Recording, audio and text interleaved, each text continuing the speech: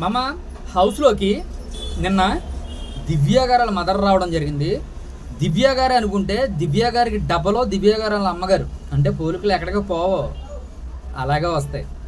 అయితే ఏంటంటే ఆవిడ రావడం చాలా బాగా అనిపించింది. అందరితో మింగిల్ అవ్వడం ఇంకా బాగా అనిపించింది.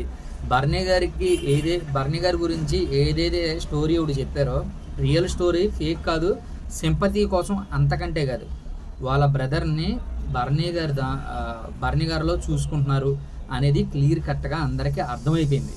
ఫస్ట్ ఆఫ్ ఆల్ ఆ బాండింగ్ ఉత్తుపుణ్యానికి ఏర్పడం అది ఫీల్ అయ్యారనమాట.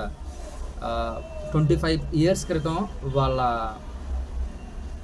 బ్రదరు సూసైడ్ చేసుకున్నారు. ఆ బాండింగ్ బర్నీ గారి దాంట్లో చూడడం అనేది ఎక్సలెంట్. కళ్యాణ్ని దత్తత తీసుకుంటానంటాం ఇంకా ఎక్సలెంట్. చాలా బాగా అనిపించింది కదా.